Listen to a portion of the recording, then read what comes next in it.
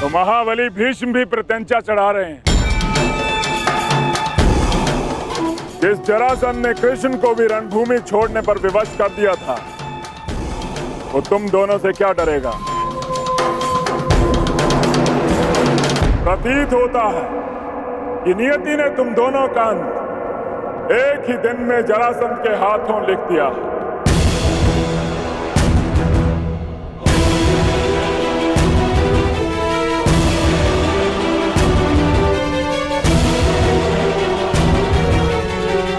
आप इस युद्ध में भाग नहीं लेंगे। मूर्खता मत करो कर्ण। यदि मैंने तुम्हारी सहायता नहीं की तो तुम जरासंध के समक्ष एक पल नहीं टिक पाओगे।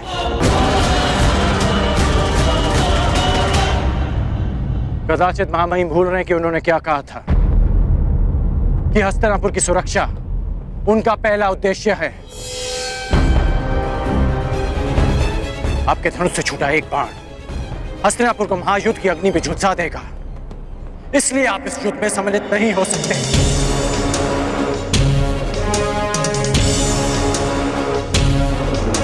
ये युद्ध अंगराज और मगधराज के मध्य है।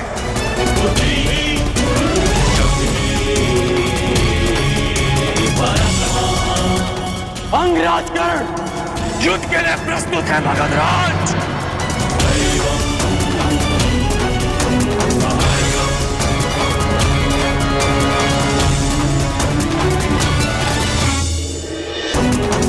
अंगराज कर्ण युद्ध के लिए प्रस्तुत है। मगधराज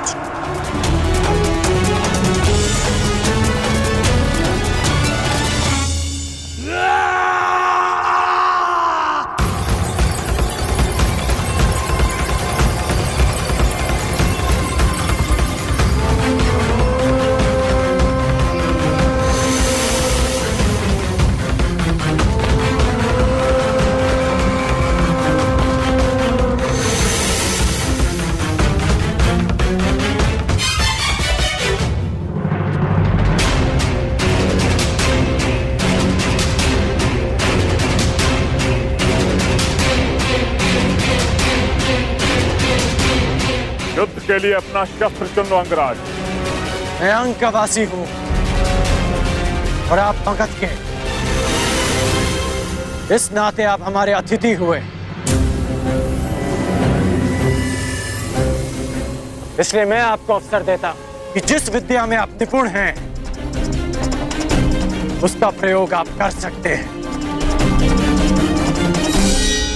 तुम्हारी दृष्टि में मैं अतिथि हूं, किंतु मेरी दृष्टि में तुम शत्रु होकर,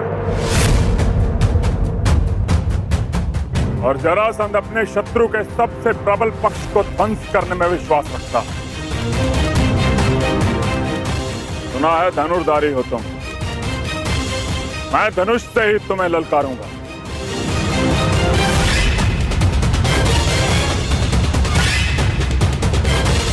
कैसी आपकी इच्छा।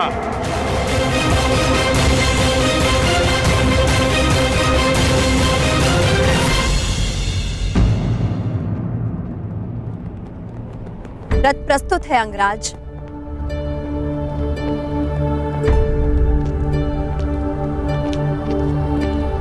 भीष्म, ललकारा अंगराज ने है, किंतु संधि हस्तिनापुर ने भंग की है। इसलिए यद्यपि हस्तिनापुर युद्ध में सम्मिलित नहीं है, किंतु युद्ध की विभीषिका उसे झेलनी होगी। जरासंध का क्रोध केवल कर्ण के अंत से शांत होने वाला नहीं है। इसकी आंच हस्तिनापुर तक अवश्य पहुंचेगी। इस युद्ध से पूर्व दो बातें जानना तुम्हारे लिए आवश्यक है मगध नरेश। प्रथम, हस्तिनापुर के शांति प्रयास को उसकी निर्बलता मत समझना, और मेरे मौन को मेरी दुर्बलता मत समझना। हस्तिनापुर की भीति और भीष्म के बाणों का बल अब भी वही है। दूसरी बात, यदि भीष्म ने तुम्हारा बल देखा है तो कर्ण का कौशल भी। इस योद्धा को बालक समझना तुम्हारे जीवन की बहुत बड़ी भूल सिद्ध होगी। कदाचित ये युद्ध तुम्हारी प्रथम पराजय लेकर आए, या कदाचित तुम्हारे लिए दुर्गम विजय पथ।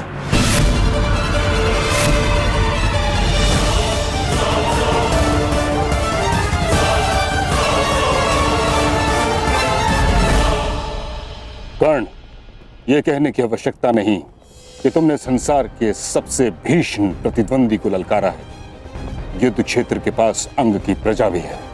विध्वंसक अस्त्र का प्रयोग उनको संकट में डाल सकता है जिनके लिए तुम युद्ध करने जा रहे हो। जरासंध की शक्ति उसकी आक्रामकता में है। उसे अवसर मत देना कि वो तुम पर वार कर सके। प्रारंभ से ही मुझे मगध नरेश को पीछे हटाना है।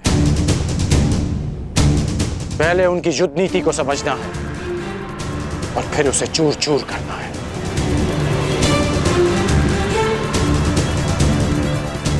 आप भूल रहे हैं महामहिम कि हम दोनों एक ही गुरु के शिष्य हैं। मुझे स्मरण है कर्ण, और तुम भी स्मरण रखना कि ये कोई रंग भूमि नहीं, वास्तविक युद्ध भूमि है। और तुम्हारे समक्ष कोई राजकुमार नहीं, संसार का सबसे विकट प्रतिद्वंदी खड़ा है। मेरा लक्ष्य केवल परिवर्तन है महामहिम। मेरा केवल एक ही शत्रु है, अन्याय, जो हर बार नए रूप में आता है। रंगभूमि में राजकुमार बनकर और युद्ध भूमि में मगध नरेश बनकर। परंतु ये राधेकर्ण जीते जी इस अन्याय से कभी हार नहीं मानेगा। ईश्वर करे तुम्हें विजय प्राप्त हो कर्ण। यदि तुम पराजित हुए तो मुझे स्वयं को युद्ध में सम्मिलित करना होगा, जिसका अर्थ है हस्तिनापुर को युद्ध की अग्नि में झोंकने। तुम्हारे मित्र दुर्योधन ने तुम पर विश्वास किया है, उसकी परीक्षा में खरे उतरना है तुम्हें कर्ण। मैं वचन देता हूं महामहिम कि अपने मित्र के विश्वास की लाज रखूंगा, परंतु आपको भी वचन देना होगा कि आप मेरे कहे बिना इस युद्ध में सम्मिलित नहीं होंगे। तुम करना क्या चाहते हो कर्ण? ये युद्ध केवल अंगराज और मगध नरेश के मध्य नहीं, ये युद्ध अंग की प्रजा का, उनके भीतर छिपे भय से भी है। और भय के अंधकार में सोई अंग की प्रजा को मैं जगाना चाहता हूं। इसलिए आपसे वचन चाहिए कि जब तक मैं ना कहूं, आप अपना धनुष नहीं उठाएंगे। मेरा आशीष है कर्ण, विजयी वही हो जो अधिक श्रेष्ठ हो।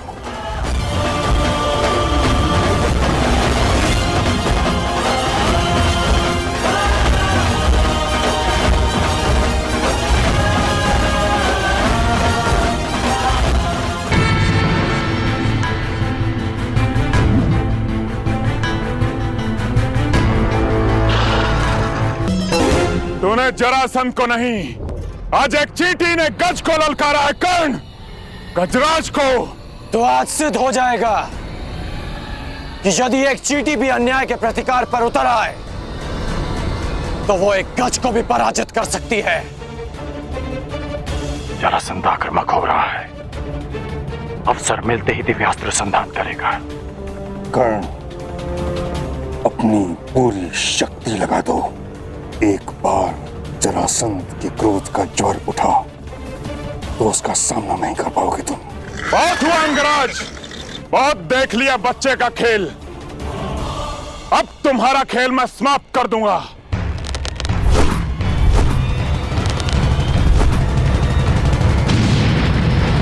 अपनी प्रजा की रक्षा करने आए हो। देखो अंगवासियों, ये तुम्हारी रक्षा करने आया है। अरे जो अपने अनुज की रक्षा ना कर सका, वो तुम सहस्त्र अंगवासियों की रक्षा क्या करेगा? नहीं कर्ण, क्रोधित मत हो। क्रोध में आओगे तो एकाग्रता खो दोगे। क्रोध करने की भूल मत करना। नहीं महामहिम, क्रोध नहीं करना चाहते। मैं अपने मित्र के विश्वास की लाज रखूंगा और भय के अंधकार में सोई अंग की प्रजा को मैं जगाना चाहता हूं। इसलिए यदि एक चींटी भी अन्याय के प्रतिकार पर उतर आए तो वो एक गज को भी पराजित कर सकती है। कर्ण को उकसाने की भूल तो मगध नरेश कर रहे हैं। कर्ण की सबसे बड़ी शक्ति उसका क्रोध ही है।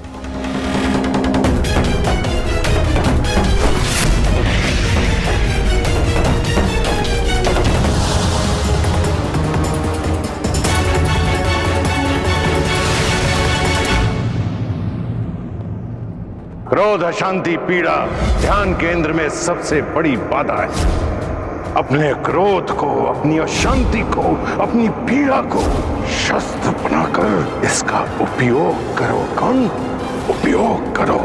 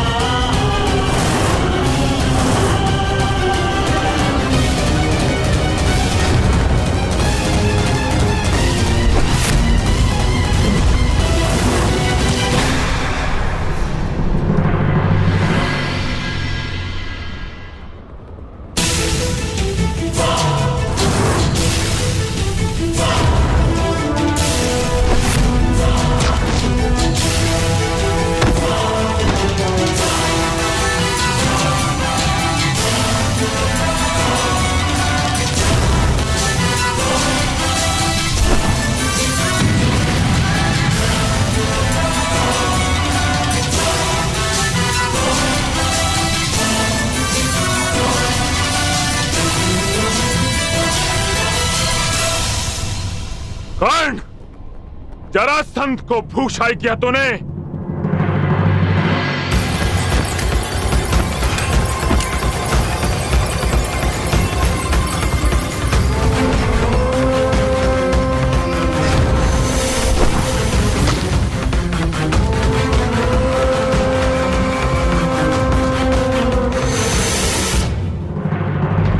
बस इतना ही बल है तुम्हारे बाणों में कर्ण।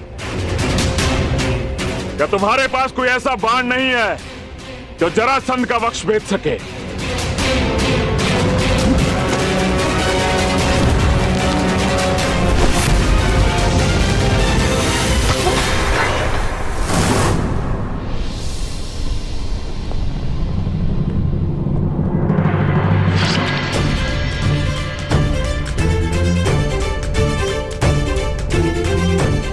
परिचय मिल गया मगध नरेश, उस बाण का जो तुम्हारी छाती भेद सकता है, और उस धनुर्धारी का जो तुम्हें पराजित कर सकता है। जरासंध का रक्त बहाया तूने कर्ण। अभी संग प्रदेश की प्यास तुम्हारे रक्त से बुझेगी।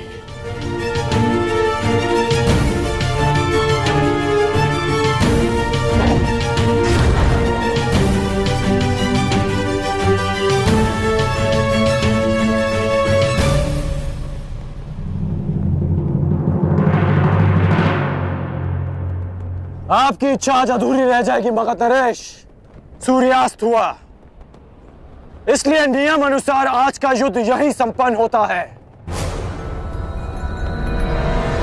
घायल सिंह किसी नियम को नहीं मानता कर्ण। अब यह युद्ध तब तक संपन्न नहीं होगा जब तक हम दोनों में से कोई एक जीवित है।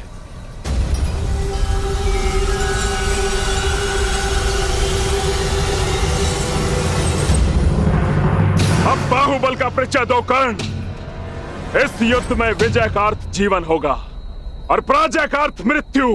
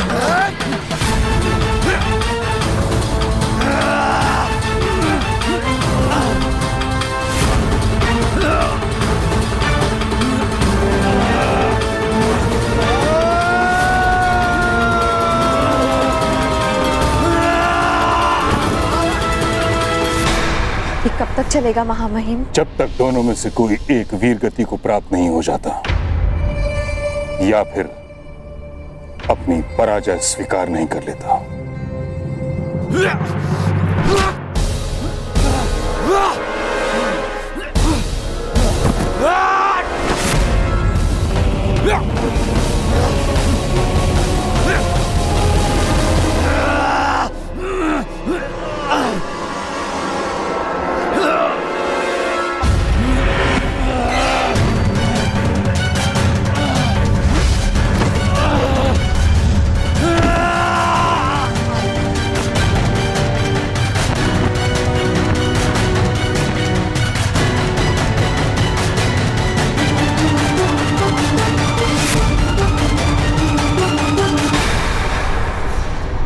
क्या हुआ अंगराज? हो गया तुम्हारे बल का अंत? नहीं मगधराज, अभी तो प्रारंभ हुआ है।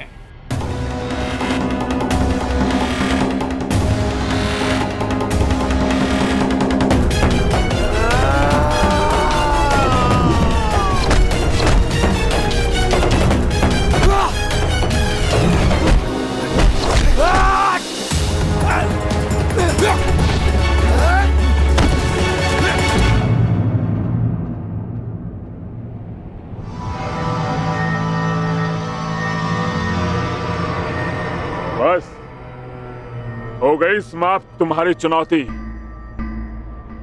उठो या ना उठो, मृत्यु तुम्हारी निश्चित है।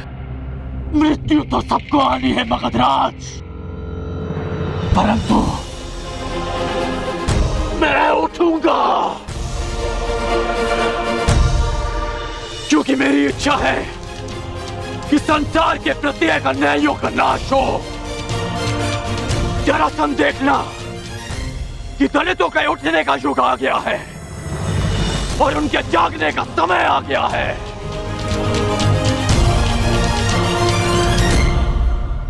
सूर्य की किरणें प्रस्तुत हैं और राधे कर्ण भी।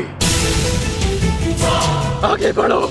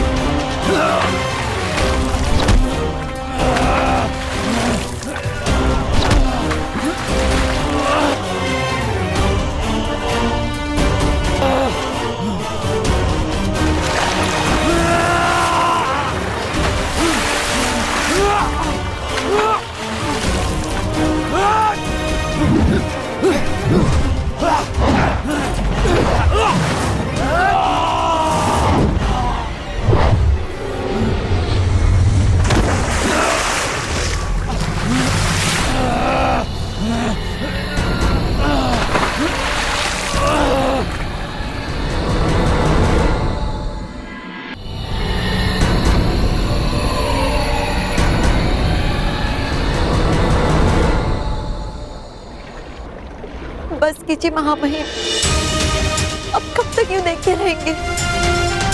देखिए महामहिम कर्ण किस तरह लहूलुहान है।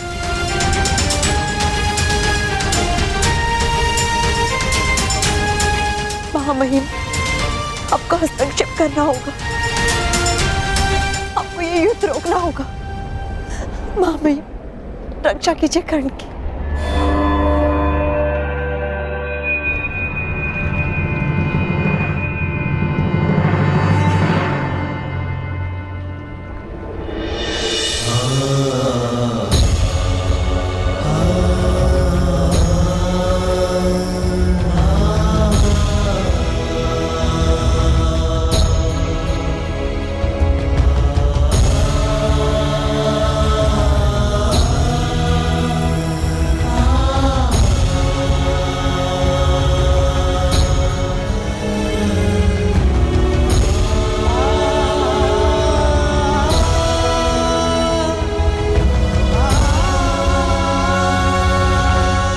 आखिर तुम्हारी मंशा क्या है कर्ण? मारो अग्रराज, प्रहार करो, मेरे लिए प्रहार करो, मेरे लिए प्रहार करो अग्रराज, मेरे लिए। अंगराज, तुमने मेरे पुत्र की हत्या के प्रतिकार का वचन दिया है। उठो, प्रहार करो मेरे पुत्र के लिए, उठो। प्रहार करो कर्ण, अंग के लिए प्रहार करो। प्रहार करो, प्रहार करो, प्रहार करो।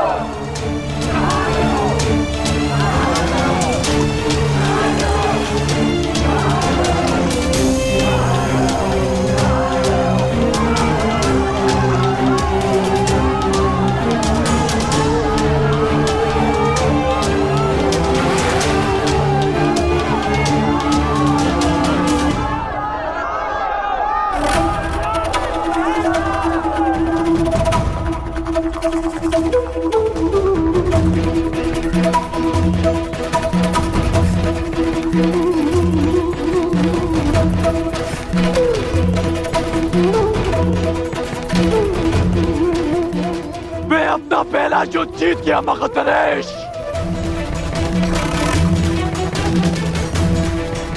क्योंकि मेरी प्रजा अपने भेष से विजय हुई। अब तुम्हारी बारी है। जब कभी भी पराजय सामने खड़ी हो तो स्मरण रखना कि तुम्हें स्वयं के लिए नहीं, अपनी माता के लिए विजय करनी है। अपने कुल के उत्थान के लिए जीतना है, समाज के परिवर्तन के लिए जीतना है।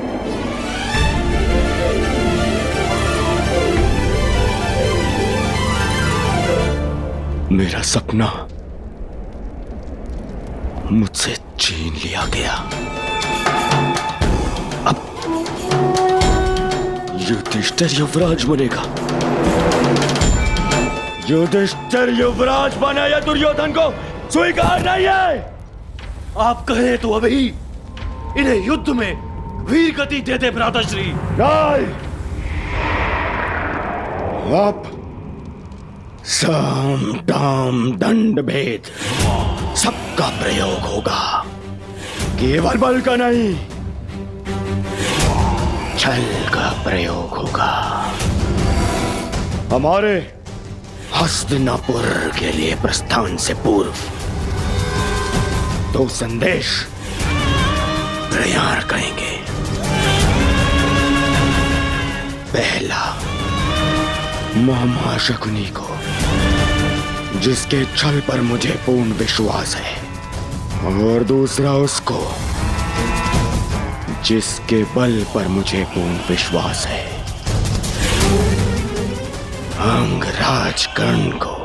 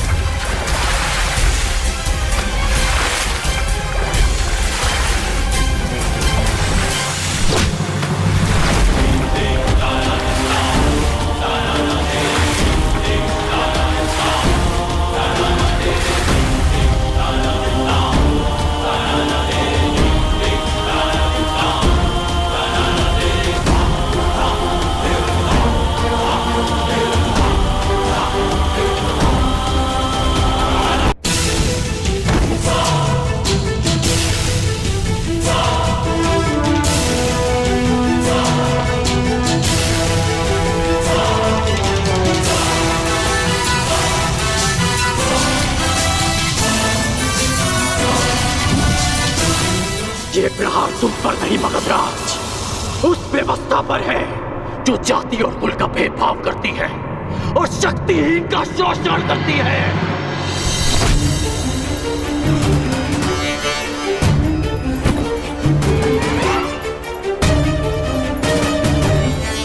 ये प्रहार उस अन्याय पर है जो एक वीर को धनुष उठाने की अनुमति नहीं देती, क्योंकि वो एक सूत पुत्र है।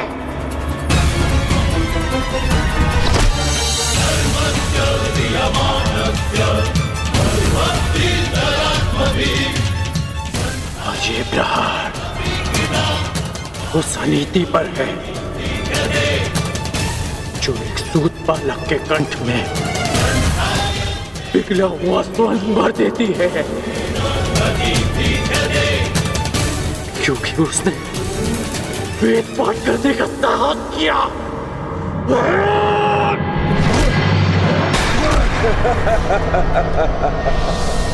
तुम विजय नहीं हो सकते कर्ण, क्योंकि पराजय मैंने स्वीकार नहीं की और वध तुम मेरा कर नहीं सकते।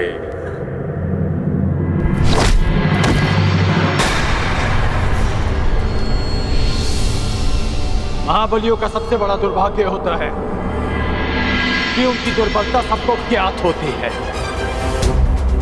मैं जानता हूं आप जरासंध हैं। जरा ने आपके शरीर की संधि की है, इसलिए आपको मारा नहीं जा सकता, बस चीरा जा सकता है।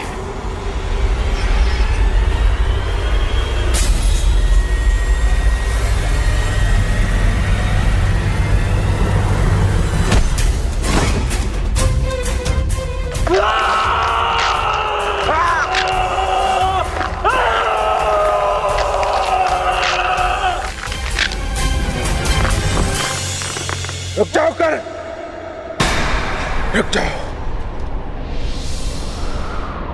मैं पराजय स्वीकार करता हूं।